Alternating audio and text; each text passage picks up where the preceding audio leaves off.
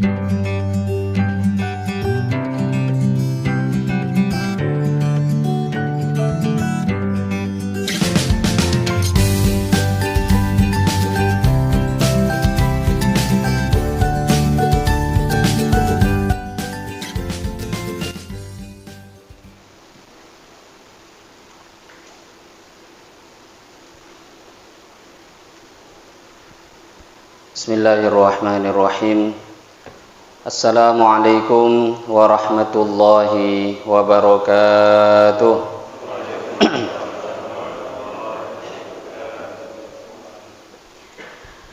Innal hamdalillah nahmaduhu wa nasta'inuhu wa nastaghfiruhu wa nu'minu bihi wa natawakkalu alayhi wa na'udzu billahi min syururi anfusina wa min sayyiati a'malina may yahdihillahu fala mudilla lahu wa may yudlilhu fala hadiyalah.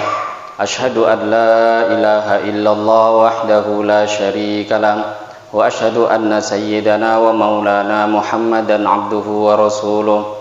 Allahumma salli wa sallim wa barik alaihi wa ala alihi wa ashabihi والتابعين لهم بإحسان إلى يوم الدين أما بعد فقد قال الله سبحانه وتعالى في كتابه الكريم بعد أعوذ بالله من الشيطان الرجيم ومن أحسن قولا ممن دعا إلى الله وعمل صالحا وقال إنني من المسلمين وقال النبي صلى الله عليه وسلم لأبي ذر يا أبا ذر لأن تغدو فتعلم آية من كتاب الله خير لك من أن تصلي 100 ركعة ولأن تغدو فتعلم بابا من العلم عمل به أو لم يعمل خير لك من أن تصلي 1000 ركعة أو كما قال رسول الله صلى الله عليه وسلم. Alhamdulillah, hadirin jamaah salat subuh yang dimuliakan Allah Subhanahu wa taala. Pertama-tama mari kita bersyukur kepada Allah Subhanahu wa taala dengan mengucapkan alhamdulillahirabbil alamin. Bersolawat kita kepada Rasulullah sallallahu alaihi wasallam dengan mengucapkan Allahumma shalli ala sayyidina Muhammad wa ala ali sayyidina Muhammad. Yang saya hormati Bapak Ketua Masjid yang hadir beserta pengurus pada pagi hari ini. Yang saya hormati para alim ulama, tokoh masyarakat, cerdik pandai yang juga hadir pada pagi hari ini. Yang saya hormati Bapak Lurah terkhususnya beserta rombongan yang hadir juga pada pagi hari ini. Yang saya hormati bapak-bapak, ibu-ibu, hadirin wal hadirat, jemaah Masjid Nurul Fajar yang tidak bisa disebutkan namanya satu persatu, yang insya Allah kita yang hadir pada pagi hari ini semua mendapatkan rahmat daripada Allah Subhanahu wa ta'ala. Amin ya rabbal alamin. Hadirin Bapak Ibu yang mulia, bersyukur kita kepada Allah Subhanahu wa ta'ala atas anugerah yang sangat besar daripada Allah Subhanahu wa ta'ala. Dalam satu hadis Nabi sallallahu alaihi wasallam beliau bersabda, man shallal bardain dakhalal jannah. Barang siapa yang mengerjakan al-bardain, solat di dua waktu yang dingin. Man shallal bardain, siapa yang mengerjakan solat di dua waktu yang dingin, dakhalal jannah, pasti dia akan masuk ke dalam surga. Para ulama mengatakan al-bardain ini perlunya tafsir. Melihat zahirnya hadis kebingungan.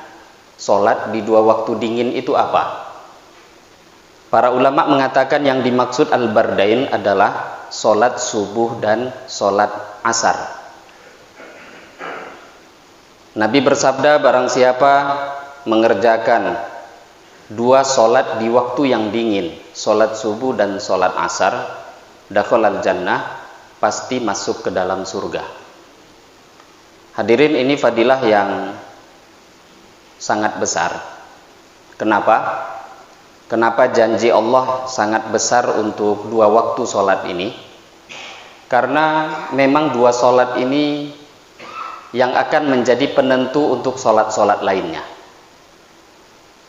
Siapa yang mampu menjaga sholat subuh dengan sholat asar, maka sholat-sholat lainnya pun juga akan dimudahkan oleh Allah untuk dia jaga. Sehingga nanti ketika dia menjaga sholat dengan sempurna, maka berarti nanti amal-amal lainnya pun juga akan dimudahkan oleh Allah Subhanahu wa ta'ala. Sholat itu kunci. Sholat ibarat kepala pada jasad manusia. Kalau tidak ada kepala itu bukan manusia namanya. Kalaupun ada orang berjalan, itu hantu, bukan manusia. Begitu juga kalau ada orang Islam, ngaku Islam tapi nggak sholat, itu bukan orang Islam. Kenapa? Ciri-ciri keislaman telah lepas pada dirinya. Maka bersyukur kita pada Allah Subhanahu wa ta'ala. Allah beri taufik pada kita. Allah yang telah memberikan pertolongan pada kita untuk datang ke masjid ini.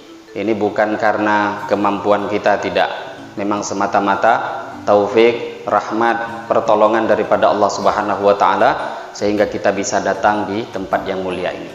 Begitu juga hadirin yang mulia, kata Nabi mengenai dua hadis tadi. Mengenai hadis tadi, dua waktu sholat subuh. Ini subuh ini kata para ulama, setiap orang kalau ditanya nafsu, keinginan, suka hati itu tidur atau sholat, maka nafsu manusia akan mengatakan lebih cinta, lebih suka tidur daripada sholat. Sehingga muadzin mengumandangkan azan, as-sholatu khairum minan naum. Sholat itu lebih baik daripada tidur.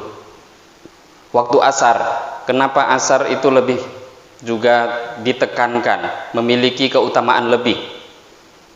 Karena waktu asar ini waktu yang hampir pekerjaan kita, pekerjaan manusia itu dalam kondisi nanggung. Jual beli juga di situ puncak-puncaknya, orang ramai. Mau ditinggalkan nanggung, bekerja di kantor pun nanggung, semua serba nanggung. Maka siapa yang mau mengalahkan dunia ketika sudah berbenturan dengan agama, layak dia untuk mendapatkan surganya Allah Subhanahu wa ta'ala. Maka mari kita syukuri lagi dan lagi anugerah agama ini, karena dengan anugerah agamalah Bapak Ibu yang mulia, kita baru bisa bahagia di dunia, apalagi untuk mendapatkan kebahagiaan di akhirat hanya bisa dengan agama. Sebaliknya, kalau seseorang tidak diberikan anugerah agama, tidak akan mungkin bisa bahagia di dunia ini, apalagi bisa bahagia nanti di akhiratnya Allah Subhanahu wa ta'ala. Maka dengan cara kita syukur atas anugerah agama, satu harapan, Allah Subhanahu wa ta'ala istiqomahkan kita mengamalkan agama. Allah selalu beri taufik pada kita, pertolongan kepada kita untuk mengamalkan agama, dengan satu harapan, ketika Allah memanggil kita dalam keadaan Allah Subhanahu wa ta'ala ridho pada kita, dalam keadaan mengamalkan agamanya Allah Subhanahu wa ta'ala. Amin ya rabbal alamin. Bapak Ibu yang mulia, pada kesempatan subuh pagi hari ini kita akan mendengarkan beberapa hadis Rasulullah Shallallahu alaihi wasallam daripada kitab Al-Arba'in An-Nawawiyah, melanjutkan kajian dari kitab Arba'in An-Nawawi, 40-an hadis yang disusun oleh Al-Imam An-Nawawi rahimahullahu ta'ala.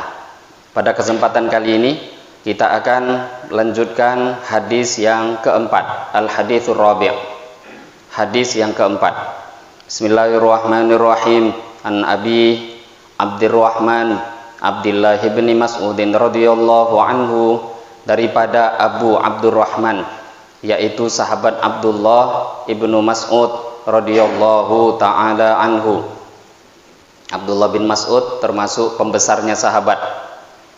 Di antara sahabat, banyak di antara mereka yang memiliki nama Abdullah, Abadillah, banyak, ratusan. Kenapa di kalangan sahabat itu banyak yang memiliki nama Abdullah? Karena memang nama yang terbaik itu Abdullah dan Abdurrahman. Sebaik-baik nama, kata Nabi, Abdullah dan Abdurrahman. Ini nama yang terbaik. Kenapa? Nama yang seperti ini menunjukkan penghambaan diri pada Allah. Dan derajat yang tertinggi yang Allah pernah berikan pada manusia, tidak ada derajat yang lebih tinggi melebihi derajat hamba. Kita sekarang tahu derajat paling tinggi presiden. Derajat paling tinggi di sisi Allah itu hamba. Maka ketika Nabi mendapatkan anugerah yang terbesar, Isra dan Mi'raj, maka derajat yang Allah sebutkan itu derajat apa? Subhanalladzi asra bi'abdihi lailan minal masjidil haram ilal masjidil aqsal ladzi barakna haulahu linuriyahu min ayatina innahu huwas samiul basir. Segala puji bagi Allah, Asra, yang telah menjalankan hambanya di malam hari. Isra, berjalan malam hari.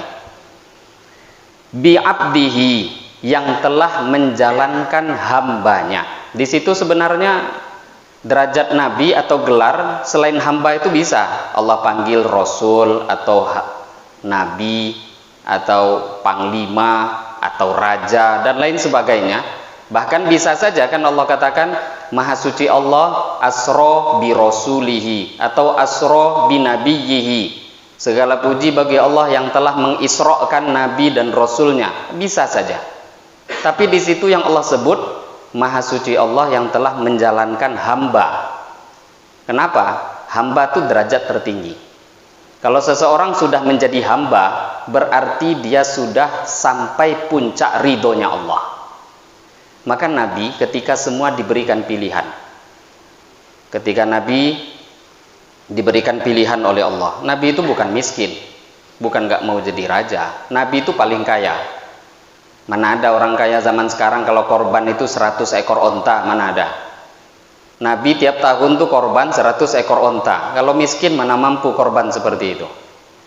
Nabi ditawari oleh Allah, ditanya, wahai Muhammad, mau jadi hamba, mau jadi nabi yang raja atau nabi yang menjadi hamba? Allah pilihkan, nabi yang raja atau nabi yang hamba.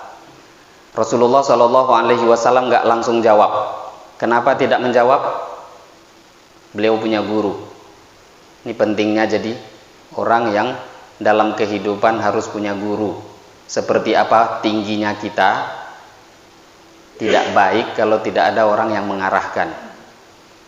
Maka waktu itu Nabi melirik, nengok pada gurunya. Siapa? Jibril alaihi salatu wassalam. Ketika Nabi minta isyarat pada Jibril, mana yang baik? Maka kata Jibril, Muhammad pilih yang tawadu. Jadi Nabi yang raja atau Nabi yang hamba? Maka kata Jibril, Muhammad pilih yang tawadu. Maka waktu itu Nabi mengatakan, ya Allah, aku lebih menginginkan untuk menjadi Nabi yang menjadi hamba. Mau jadi raja bisa saja. Maka hamba, Abdullah, Abdurrahman. Tidak heran nanti di kalangan sahabat nama-nama ini banyak. Nah, saking banyaknya, nanti para ulamanya sahabat itu yang terkenal dengan Abadillah paling tidak 6. Di antara 6 orang itu nanti yang terkenal diantaranya Abdullah ibnu Mas'ud radhiyallahu ta'ala anhu. Lah dari 6 sahabat yang masyhur, ketika disebut nama mereka itu biasanya nama Abdullahnya hilang karena sudah saking terkenalnya nama Abdullah. Yang terkenal itu nanti ibnunya, nama bapak Ibnu Mas'ud, putranya Mas'ud. Yang dimaksud berarti nama aslinya adalah Abdullah, Ibnu Umar, Ibnu Mas'ud, Ibnu Abbas, Ibnu Amr, Ibnul As. Ada beberapa sahabat penggunaan istilahnya itu nanti hanya nama bapaknya, putranya Mas'ud, putranya Abbas, putranya Umar. Ada 6 orang di kalangan sahabat yang betul-betul terkenal menjadi ulamanya sahabat. Jadi bukan sahabat biasa, tingkatan mereka menjadi pimpinannya para sahabat. Maka ini yang hadis yang keempat yang meriwayatkan hadis adalah Abdullah ibnu Mas'ud radhiyallahu ta'ala anhu. Qala, beliau telah berkata, haddatsana, telah menceritakan pada kami Rasulullah sallallahu alaihi wasallam, wa huwa, sedangkan Nabi as-sadiq adalah orang yang sangat jujur, yang sangat benar, al-masduq, yang dibenarkan. Beliau sendiri jujur, benar, masduq, dibenarkan oleh Allah. Jadi nggak perlu pembenaran dari manusia. Apapun yang dibuat oleh Nabi memang itu dibenarkan oleh Allah. Manusia paling jujur itu Rasulullah. Bukan hanya jujur orang lain pun percaya. Bahkan hadirin Bapak Ibu yang mulia, Nabi itu saking jujurnya, orang-orang Islam, orang-orang bahkan di luar Islam, orang kafir, Abu Jahal sekalipun itu percaya pada Rasulullah. Maka sering kita dengar Nabi ketika beliau pergi hendak hijrah, pada waktu itu hendak hijrah ke Madinah, maka Nabi SAW menyuruh Sayyidina Ali untuk menggantikan mengurus muamalah beliau, barang-barang titipan amanah orang-orang musyrik Makkah pada waktu itu. Padahal hendak dibunuh oleh orang Mekah, dibenci mati-matian, tapi tetap dipercayai. Tetap dipercayai. Satu orang kafir pada waktu itu namanya Abdullah, berjumpa dengan Nabi SAW, maka dia mengatakan, wahai Muhammad, aku sudah memelihara kuda yang begitu hebat, maka nanti akan ada kesempatan kita berjumpa, aku akan membunuh engkau. Maka pada waktu itu kata Nabi, saya yang akan membunuhmu lebih dulu. Mendengarkan jawaban Nabi seperti itu, ini orang kafir mulai ketakutan. Dalam satu pertempuran di perang Badar kalau tidak salah, akhirnya berjumpa. Maka pada waktu itu orang kafir ini pun mencari Nabi SAW.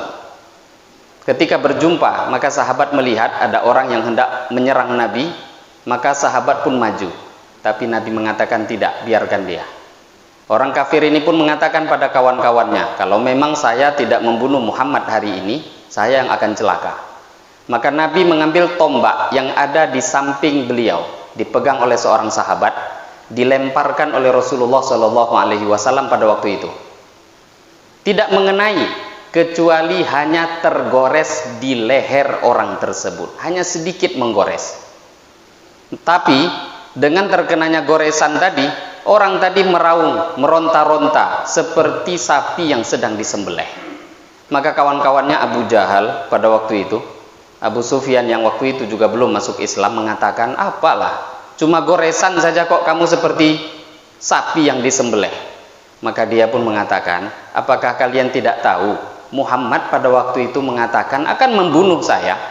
Jangankan terkena goresan, jangankan terkena goresan dari tombak, seumpama saya diludahi, saya akan celaka.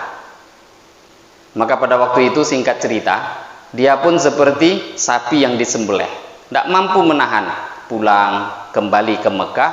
Akhirnya singkat cerita, di perjalanan mati hanya gara-gara terkena goresan daripada tombak yang dilemparkan oleh Nabi. Kata para ulama, Nabi SAW seumur hidup nggak pernah membunuh orang. Nabi nggak pernah membunuh orang, walaupun dalam peperangan. Coba bayangkan, seperti apapun orang menghina agama Islam, mereka mengatakan Islam itu agama pembunuh. Ternyata terbukti dalam agama mereka pun juga banyak terjadi pembunuhan. Bahkan negara-negara pun sekarang, kalau nggak ada namanya tentara, nggak ada namanya polisi, kan bukan negara. Polisi dan tentara kan juga akan membunuh orang, walaupun ada alasan, ini pemberontak, merusak negara, ini menyerang negara kami. Tapi ternyata bunuh-membunuh itu ada. Entah urusan negara, entah urusan agama manapun ada.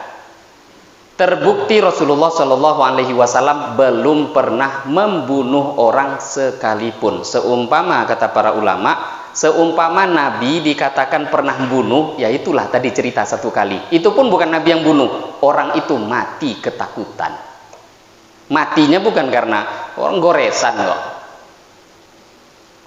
Maka kalau kita mau mendalami kisah-kisah Nabi dan para sahabat, terutama baca kitab Hayatus Sahabah lil Kandahlawi, di sana nanti akan diceritakan, kita akan faham bahwa awal, asal muasal, tujuan daripada Islam itu bukan membunuh, nggak ada.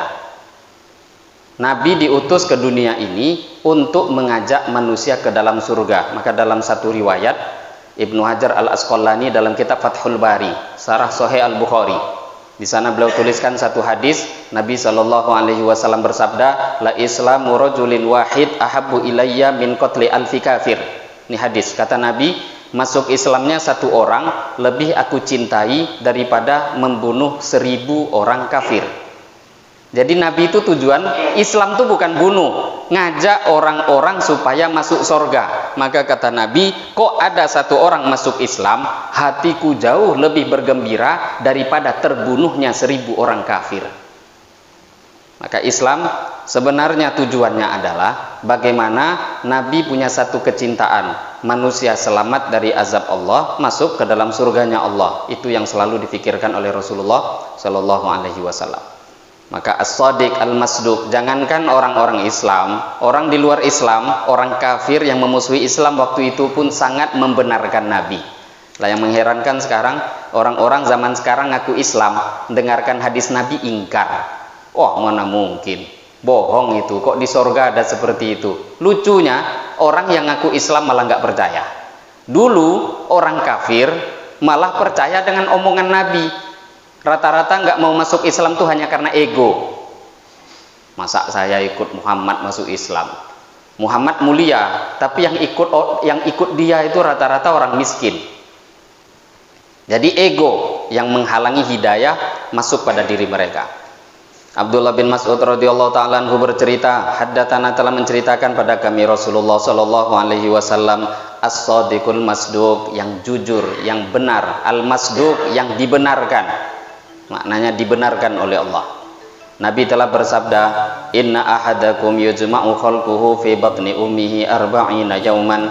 Inna ahadakum, sesungguhnya salah seorang di antara kalian, yujma'u, dikumpulkan, khalquhu, penciptaannya, fi batni ummihi, di dalam perut ibunya, arba'ina yauman, selama 40 hari, nutfatan, berbentuk setetes nutfah, air mani. 40 hari manusia itu di perut ibunya itu berbentuk nutfah. Tsumma yakunu, kemudian jadilah alaqatan, segumpal darah, mithla dzalik, sama seperti itu juga, sama seperti itu 40 hari. 40 hari pertama manusia masih nutfah. Kemudian 40 hari setelahnya berubah menjadi segumpal darah. Tsumma yakunu, kemudian adanya mudghatan, menjadi segumpal daging, mithla dzalik, seperti itu juga. 40 hari kemudian baru berubah menjadi segumpal daging, baru mirip-mirip, berbentuk sudah jadi manusia. 40 hari ketiga, maknanya 40 tambah 40 tambah 40, 120 hari, 4 bulan.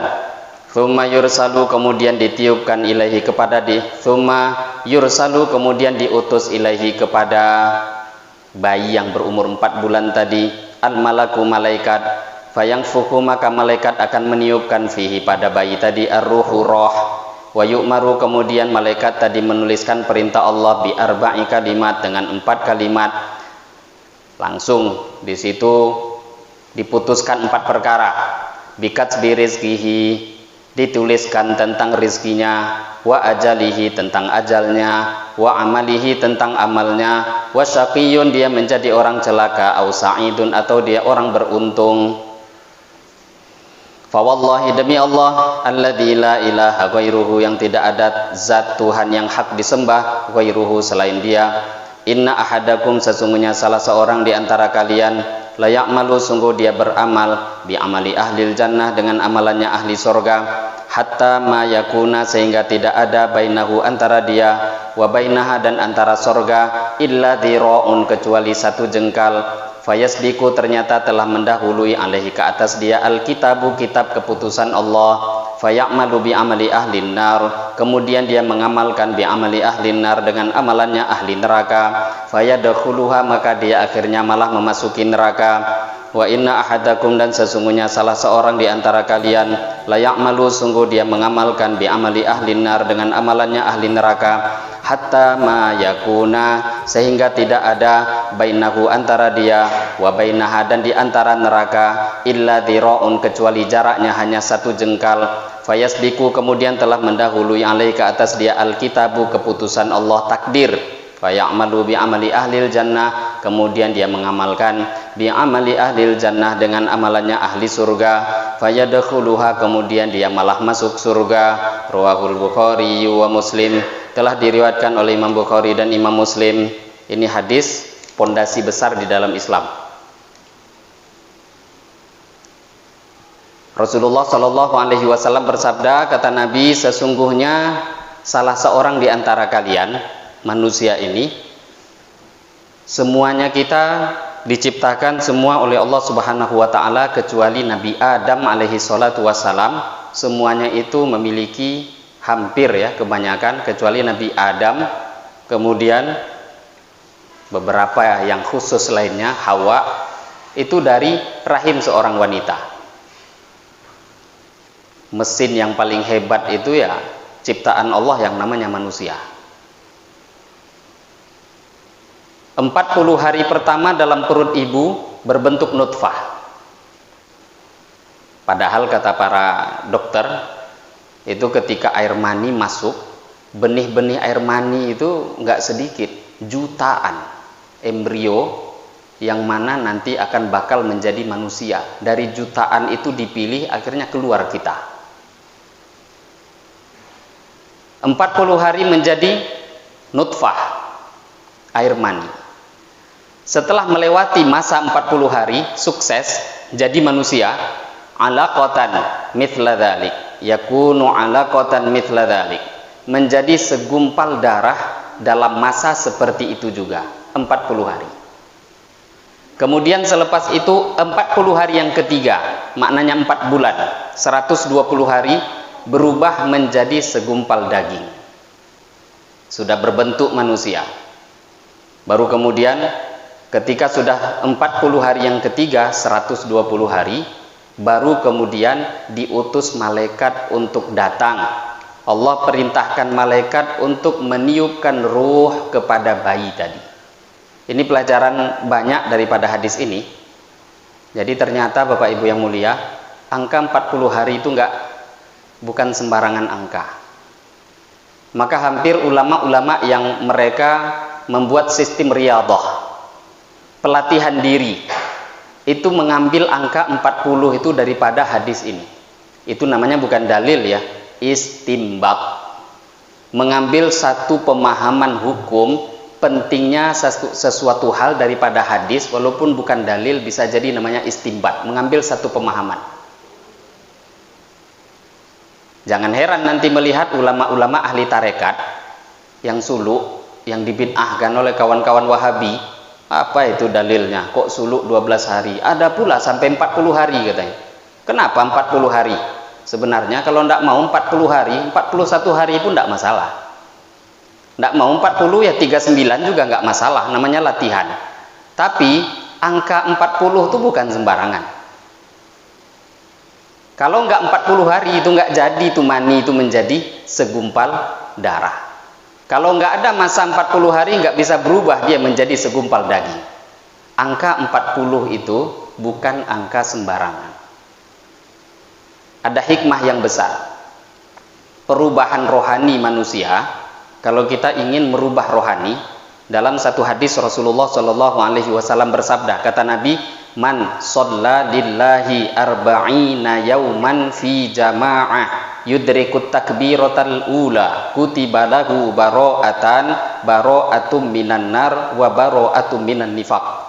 Siapa, kata Nabi, yang sholat selama 40 hari tidak tertinggal, sholat 40 hari fi jama'atin, dengan berjamaah. Jadi ada syaratnya, siapa yang jaga sholat 40 hari berjamaah, jamaahnya pun pakai syarat lagi, yudrikut takbiratul ula, takbiratul ula nggak pernah tertinggal bersama imam.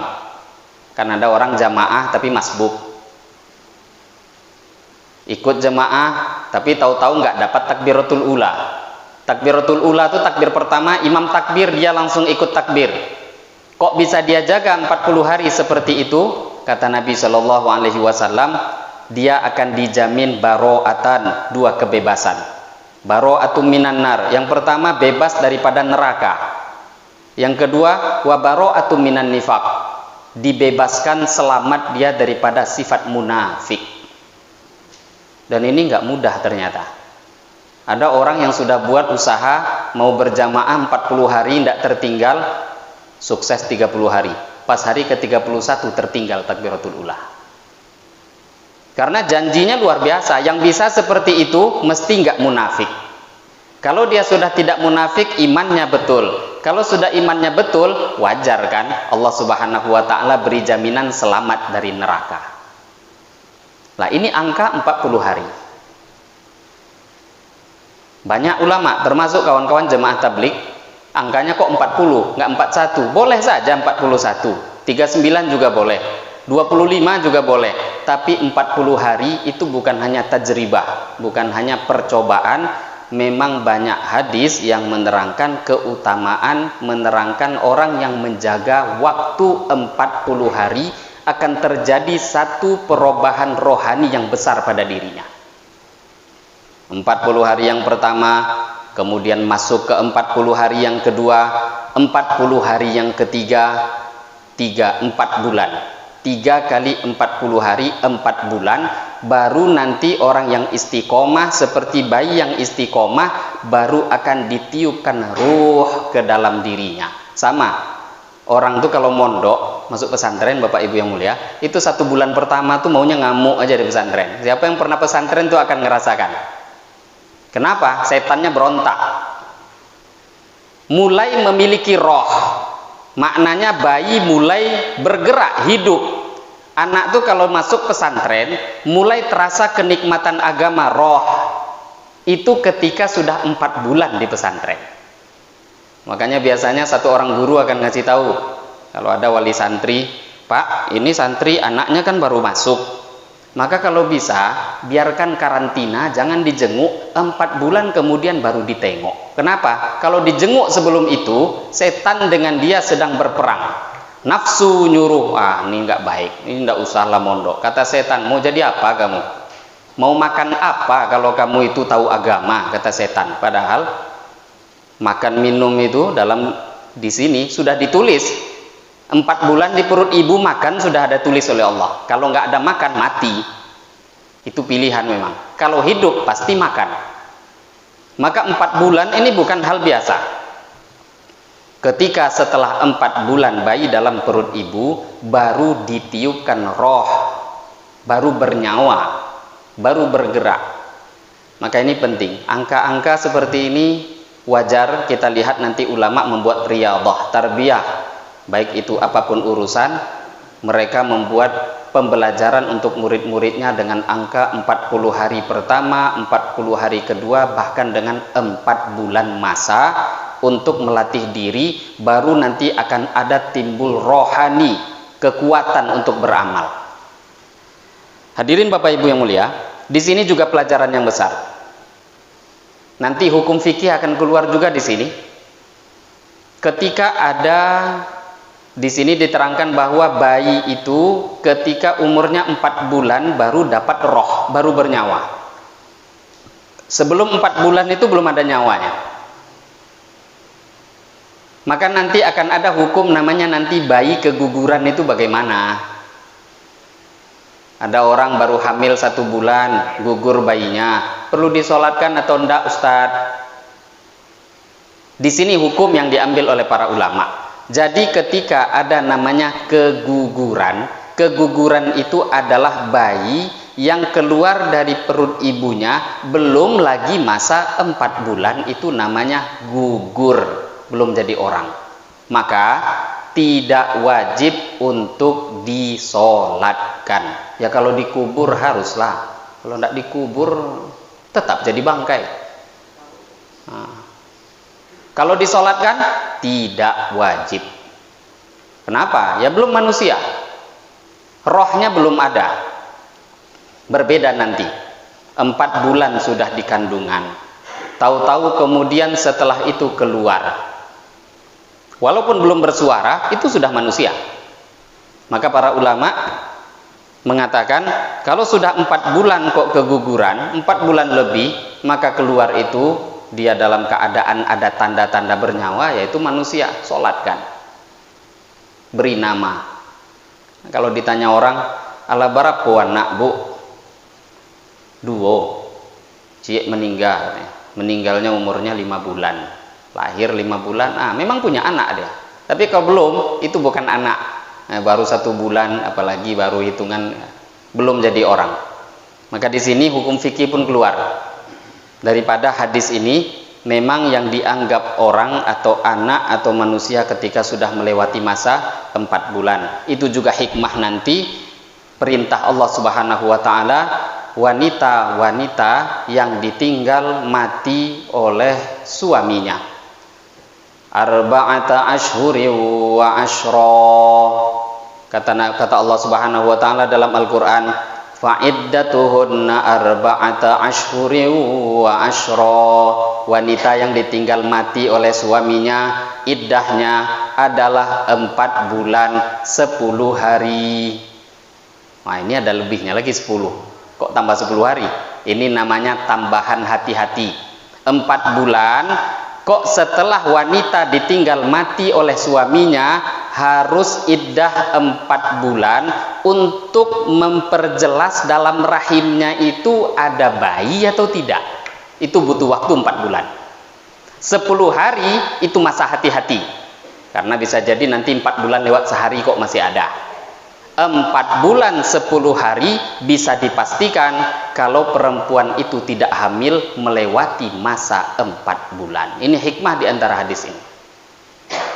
Jadi memang berkaitan lah. Kalau 4 bulan betul-betul dia ini tidak ada tanda-tanda, memang berarti sudah tidak ada bayi. Selepas itu mau menikah dipersilahkan, karena persilangan nasab di dalam Islam itu diharamkan. Perempuan itu sedang hamil kok nikah, haram. Perlu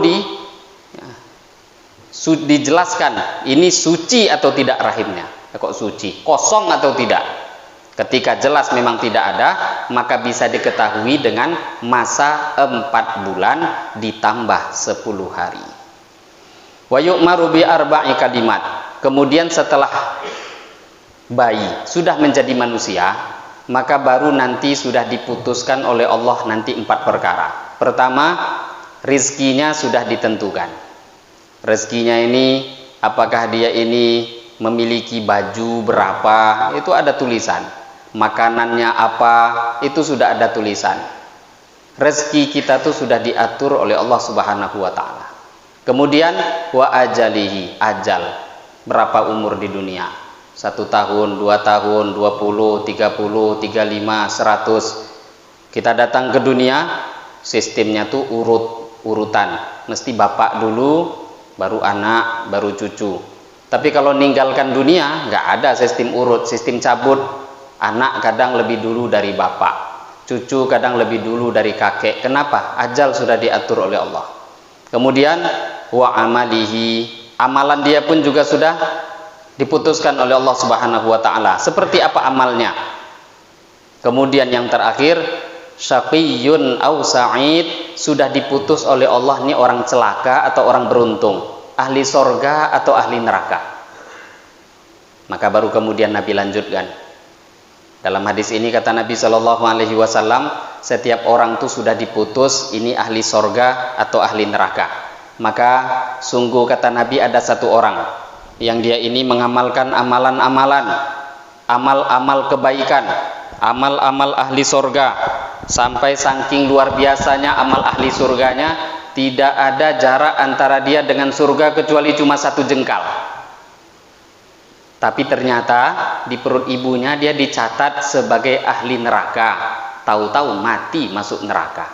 Begitu juga sebaliknya, ada 1 orang yang dia ini mengamalkan amalan ahli neraka, sehingga begitu banyaknya amal dia jadi amal-amal ahli neraka, jarak antara dia dengan neraka cuma sejengkal, dekat lagi mau masuk neraka. Tapi ternyata di perut ibunya dulu dicatat nih ahli surga. Akhirnya dia mengamalkan amalan ahli surga, mati masuk surga.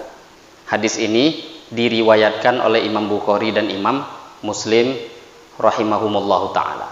Ini hadis yang terakhir. Ini berkaitan dengan 1 bab yang kemarin kita langkahi. Iman itu ada 6. Di antara rukun iman adalah al-imanu bil qadar khairihi wa syarrihi minallahi ta'ala.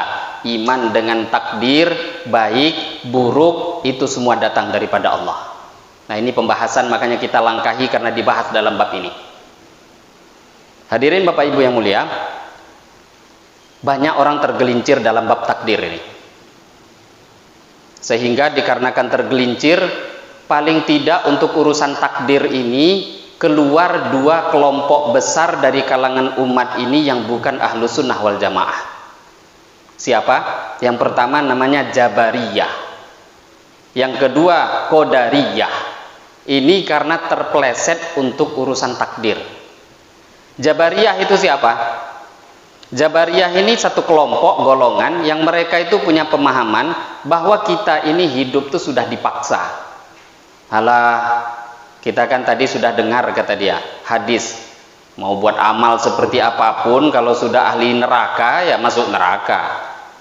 Mau kita ini buruk seperti apapun kalau ditakdirkan sorga ya masuk sorga. Kata dia punya kesimpulan, ya sudah nggak usah amal, kita ini seperti rumput yang ada di tengah padang pasir, diterpa ke kanan ikut ke kanan, diterpa ke kiri ikut ke kiri. Itulah kita, dipaksa oleh Allah. Sehingga akhirnya ketika dia mencuri ditangkap oleh polisi. Kenapa kamu nyuri? Dia akan jawab, ya gimana lagi Pak, ini kan takdir Allah katanya. Orang yang seperti ini namanya Jabariyah, memahami dipaksa oleh Allah karena salah paham dengan takdir. Ada pula golongan sebaliknya, namanya Qadariyah. Qadariyah ini malah terbalik. Allah itu nggak ada urusan dengan kehidupan saya. Kalau mau masuk surga, ya itu urusan saya. Harus buat amal, pasti surga. Kalau saya ini ingin harta, wajib kerja. Kalau kerja, pasti dapat harta. Kata dia, padahal kan nggak pasti. Berapa banyak orang kerja tapi nggak dapat. Dia menganggap Allah nggak ada ikut campur dalam urusan kehidupan dia. Itu tergantung kekuatan saya, nggak ada urusan Allah dalam kehidupan. Ini namanya orang Qadariyah. Innama utituhu ala ilmin indi. Kata Qorun ini kafir, bukan hanya dia ini orang kafir. Qorun, innama utituhu ala ilmin indi. Saya ini hebat, ya karena memang ilmu saya tuh hebat. Hebat ya karena saya hebat. Dia lupa yang memberi kehebatan itu Allah. Dua golongan ini keluar daripada Ahlus Sunnah wal Jamaah walaupun ngaku Islam. Lah yang selamat itu siapa? Golongan yang di tengah. Wa kadzalika ja'alnakum ummatan wasata. Maka dikarenakan itulah kata Allah, aku jadikan kalian umat yang pertengahan. Apa-apa tuh pertengahan? Enggak seperti Jabariyah, bukan juga seperti Qadariyah. Kita enggak dipaksa Allah, ada ikhtiar, usaha diberi Allah, kita tidak dipaksa, tapi tetap ada namanya ikhtiar. Lah, terus takdir ini bagaimana cara mengimaninya? Takdir ini kita bahas ketika sudah terjadi, itu takdir. Kalau belum terjadi, jangan bahas takdir, usaha. Namanya enggak Allah beritahu. Kalau sudah terjadi, baru katakan ini takdir Allah. Bukan yang ke depan, yang belum terjadi, seperti orang tadi, ngapain buat amal, ujung-ujungnya juga masuk neraka. Lah ini orang salah paham dengan takdir. Maka ketika sahabat dulu juga ada yang salah paham. Mendengarkan hadis yang seperti tadi, ada orang yang sibuk mengamalkan amalan ahli surga, tahu-tahu dia mati, malah matinya masuk neraka. Ada orang yang sibuk mengamalkan amalan ahli neraka, tahu-tahu mati malah masuk surga. Lah kata sahabat, "Fafi mal amal ya Rasulullah." Lah kalau begitu apa gunanya amal? Ya Rasulullah, kami tidak mau amal. Idzan nattakilu. Ya kalau gitu tawakal sajalah. Pemahaman tawakal yang salah paham seperti ini. Maka kata Nabi, tidak, itu salah paham seperti itu. Ya'malu fakullun muyassarun lima khuliqa lahu. Kata Nabi, bukan seperti itu. Ya'malu, tetaplah beramal, buat ikhtiar. Kenapa? Kullun muyassarun lima khuliqa lahu. Setiap orang akan dimudahkan Allah untuk apa dia diciptakan. Kalau memang takdirnya masuk surga, pasti mengamalkan amalan ahli surga juga dimudahkan Allah. Siapa yang diciptakan untuk neraka, pasti nanti amalan-amalan neraka itu mudah untuk dia. Maka bahaya. Kita kan tengok ada orang luar biasa. Kalau sudah buat maksiat itu susah ketahuan. Kalau sudah korupsi, gak pernah ketangkap. Mencuri, gak bisa ditangkap. Kalau sudah menghina orang, tidak bisa juga dipenjarakan. Kenapa? Ini seperti ini bahaya. Resikonya nih berarti dia sangat-sangat dimudahkan untuk amal keburukan. Bahaya ini. Kullun muyassarun lima khuliqalahu. Setiap orang akan dimudahkan oleh Allah untuk apa dia diciptakan. Kok kita dalam kondisi mudah buat maksiat, kok tahu-tahu hidup subur, ini bahaya. Na'udzubillah, arahnya nggak ke surga berarti. Maka Nabi katakan tetap beramal. Lah sekarang kalau ada orang dia buat amal, kok seolah-olah zohirnya orang takwa, seolah-olah zohirnya nampaknya seperti orang soleh, kok matinya itu mati nggak baik atau su'ul khotimah, ini menunjukkan ada amal-amal batin yang rusak. Lah itu urusan dia dengan Allah, yang tahu hanya dia dengan Allah. Mesti ada amalan batin dia yang rusak. Dalam kitab Al-Mawsu'ah Al-Mawsu'atul Akhlaq, di situ diceritakan satu orang luar biasa, begitu solehnya, tahajud sepanjang malam, ibadahnya luar biasa, baca Al-Quran begitu banyak, amalnya begitu tinggi, sampai kawan-kawannya semuanya salut, ini luar biasa, luar biasa, luar biasa. Nggak taunya, nggak berapa lama orang ini nggak nampak lagi. Maka kawan-kawan yang soleh yang lainnya pun tanya-tanya, kemana kok hilang? Maka akhirnya dapat kabar sedang sakit. Ketika dia ini datang, oh ini sakit, mari kita jenguk. Dijenguk oleh kawan-kawannya. Ketika dijenguk, ternyata sakitnya saking parah, dalam keadaan sakaratul maut. Ini dalam kitab Mawsu'atul Akhlaq. Biasanya dalam iktikaf bersama UAS, kitab itu yang dibaca. Tadi malam itu iktikaf bersama UAS, kitab itu juga dibaca. Dalam kitab Mawsu'atul Akhlaq diceritakan. Maka di sana pada waktu itu kawannya pun mentalkin, ini sudah sakaratul maut, wahai kawan, bacalah la ilaha illallah. Ditalkin la ilaha illallah, tahu-tahu pingsan. Tidak berapa lama kemudian sadar, bangun, ditalkin lagi, baca la ilaha illallah, tahu-tahu pingsan. Tidak tahu berapa lama bangun siuman kembali, ditalkin yang ketiga, baca kalimat ini la ilaha illallah. Dia pun menjawab, enggak, hila baini wa bainaha, saya terhalang untuk membaca kalimat itu, nggak bisa. Kawannya pun heran, lah kok nggak bisa? Ainas sholah, ainas zakat, ainas sedekah, mana sholat yang kamu buat tuh hasilnya mana? Kamu kan banyak sedekah, mana hasilnya? Amal-amal kamu yang kami lihat luar biasa, mana hasilnya? Maka dia pun mengatakan, amiltu dzalika li ghairillah, aku mengerjakan itu semua bukan untuk Allah. Aku mengamalkannya supaya dikatakan orang soleh. Aku buat seperti itu supaya dikatakan ini orang hebat. Aku mengamalkan itu supaya dikatakan sebagai orang-orang yang niat pun tidak betul. Lah ini termasuk salah satu contoh hadis orang yang mengerjakan amal dari awal kehidupannya amal ahli sorga, tetapi ditutup dengan menjadi ahli neraka. Kenapa? Ini biasanya ada urusan batin yang kita sendiri tidak tahu kecuali hanya dia dengan Allah. Lah berarti ini yang perlu kita perbaiki dalam kehidupan. Seperti apapun kita, tidak cukup dengan zohir, batin ini pun perlu kita jaga. Buat amal apapun hanya semata-mata karena Allah. Hadis ini pun berkesesuaian juga dengan hadis lainnya. Nabi bersabda, innamal a'malu bil khawatim, amal itu yang dinilai tergantung akhirnya. Kita bisa mendengar, biasanya yang kita dengar innamal a'malu bin niat, amal tergantung niat. Memang itu penting. Tapi tidak kalah penting, amal itu kata Nabi tergantung akhirnya. Innamal a'malu bil khawatim, amal itu tergantung akhirnya. Jadi yang paling berharga dalam kehidupan itu selalu di akhir. Sama, Ramadan juga begitu. Ramadan bahagian pertama, bahagian kedua, bahagian ketiga. Yang paling mahal bahagian akhir. Malam terbagi jadi tiga, bahagian pertama, separuh kedua, sepertiga yang terakhir. Yang paling mahal, sepertiga terakhir. Hidup juga seperti itu.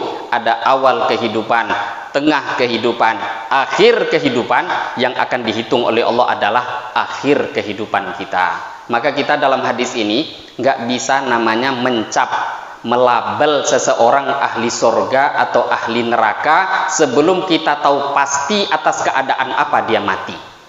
Maka sesoleh apapun kita, mungkin nampaknya ahli masjid, jangan sekali-kali menganggap buruk orang-orang yang ada di depan kita, apalagi sampai melabel narako. Nggak ada yang tahu surga neraka kecuali akhir kehidupan dia.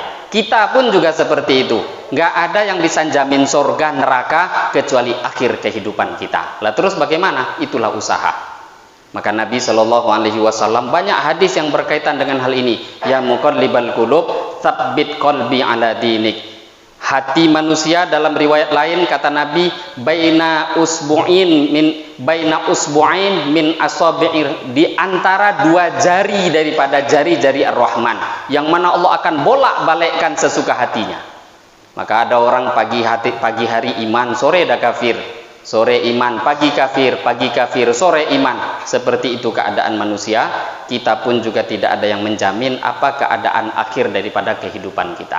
Maka untung, celaka, masuk surga, masuk neraka, ajal kita, rezeki kita, amalan kehidupan kita, 4 perkara ini semua sudah dicatat oleh Allah di dalam perut ibu kita. Itu namanya takdir. Lah takdir ini kita bahas setelah terjadinya satu perkara. Kalau belum terjadi, jangan bahas takdir. Setelah terjadi, bahaslah takdir. Maka para ulama mengatakan, al-imanu bil qadar istirahatul mu'min. Iman dengan takdir itu adalah istirahatnya orang beriman. Jadi orang kalau punya iman dengan takdir, mesti hatinya tenang. Punya harta kok hilang, iman dengan takdir kan sudah terjadi. Bahkan ini akan jadi penutup sebelum kita sholat isyraq, satu kisah dalam kitab Hayatus Sahabah. Walaupun mungkin kita sudah sering mendengar, tapi karena ini bab berkaitan, contoh imannya sahabat kepada takdir. Kalau kita arahkan kepada kondisi zaman sekarang ini, entahlah. Ada 2 orang sahabat namanya Salman Al-Farisi, penutup dalam majelis ini. Salman Al-Farisi pada waktu itu minta tolong kepada kawannya bernama Abu Darda radhiyallahu taala anhu. Ini 2 sahabat yang terkenal. Salman mengatakan, wahai Abu Darda, aku ingin menikahi anaknya si fulan, aku minta tolong pada engkau untuk melamar. Tolong lamarkan saya. Maka akhirnya singkat cerita, Salman nunggu di pertigaan jalan. Abu Darda mendatangi rumah perempuan tadi, datang pada ayahnya untuk melamarkan anak wanitanya untuk Salman. Singkat cerita, Abu Darda masuk, ucapkan salam. Kemudian Abu Darda mengatakan, wahai bapak, saya diutus Salman untuk melamar anak bapak untuk dinikahi Salman. Salman nunggu di luar. Maka kata ayahnya perempuan tadi, siapa yang mau melamar? Salman. Maka kata bapak itu, kalau Salman saya nggak terima, tapi kalau yang melamar itu kamu, saya terima. Bahkan sekarang juga saya nikahkan. Cari saksi, saya walinya. Sekarang juga dinikahkan. Maka Abu Darda pun mengatakan, enggak, saya utusan ini. Ya enggak, kan sudah saya tolak. Salman saya enggak terima, tapi kalau kamu sekarang juga akan saya terima. Singkat cerita, terjadilah pernikahan di waktu itu juga. Selesai menikah, Salman nunggu di luar. Selesai menikah, ini diceritakan dalam kitab Hayatus Sahabah Lil Kandahlawi. Selesai menikah, maka Abu Darda pergi keluar. Abu Darda pun kebingungan. Apa acaranya kok? Sampai kebingungan di depan Salman. Maka Salman pun menengok Abu Darda heran. Ada apa? Entah, susah saya menceritakan. Ada apa? Nggak ada masalah, cerita saja. Akhirnya dengan menahan rasa hati, kata Abu Darda, maaf Salman, ini betul-betul maaf, saya mohon maaf, saya betul-betul sudah sampaikan tadi lamaran kamu, tapi ditolak. Tahu-tahunya saya yang dinikahkan, jadi perempuan yang mau kamu nikah itu sekarang sudah jadi istri saya. Ini mohon maaf, jangan marah, mohon maaf, kata Abu Darda. Mendengarkan perkataan Abu Darda, apa kata Salman? Ini kira-kira kalau terjadi zaman sekarang apa jadinya Bapak Ibu yang mulia? Kalau terjadi zaman sekarang seperti ini, lah sahabat apa yang dibuat? Ketika Abu Darda meminta maaf kepada Salman, maka pada waktu itu kata Salman, wahai Abu Darda, kenapa engkau yang minta maaf? Saya yang minta maaf kepada engkau. Saya mohon maaf karena saya sudah usaha untuk menikahi wanita yang menjadi jodoh engkau. Itu jodoh kamu, bukan jodoh saya. Malah saya kok usaha untuk mengambilnya. Saya yang minta maaf. Ini namanya iman kepada takdir. Keadaan umat Islam sekarang, kita nggak bahas orang di luar Islam. Berarti iman itu telah hilang daripada diri. Paling tidak iman pada takdir. Itu sebenarnya istri saya. Lah kok sebenarnya? Memang istri dia kok. Itu sebenarnya suami saya. Bukan, memang suaminya dia. Takdir itu setelah terjadi. Niat kita ada. Yang menjalankan dunia ini ada. Siapa? Allah Subhanahu wa ta'ala. Maka iman dengan takdir ini hampir banyak membuat umat ini terpeleset karena tidak ada iman kepada takdir. Maka kata para ulama tadi, iman dengan takdir, al-imanu bil qadar, istirahatul mukmin, akan membuat istirahat hatinya seorang beriman. Jadi apapun yang terjadi, kalau kita kembalikan pada Allah, istirahat. Ya memang nggak takdir saya, selesai. Tapi kalau nggak punya iman, masalah bertubi-tubi yang akan datang. Jadi ini satu hadis yang bisa kita dengarkan pada pagi hari ini. Walaupun satu persatu mungkin semoga bisa berfaedah untuk bisa bawa dalam kehidupan kita. Mungkin sebelum kita mengerjakan sholat isyraq, dan pas memang 6:38 ini baru diperbolehkan sholat isyraq. Sebelum itu kita mungkin di antara bapak ibu ada yang tidak bertanya, dipersilahkan. Ada anda yang bertanya? Kalau tidak ada ya kita sholat isyraq. Selepas itu mungkin ada silaturahim dari bapak lurah. Ada pertanyaan? Saya kira cukup.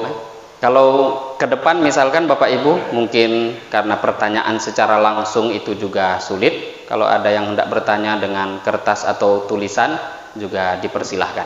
Karena mungkin ada pertanyaan khusus, kita tidak ingin juga mungkin malu saya bertanya, nanti ketahuan siapa yang bertanya. Untuk bertanya dengan kertas pun juga nggak ada masalah. Itu saja mungkin Bapak Ibu yang mulia yang bisa kita bahas pada pagi hari ini. Lebih kurangnya saya mohon maaf. Wabillahi taufiq wal hidayah. Wassalamualaikum warahmatullahi wabarakatuh.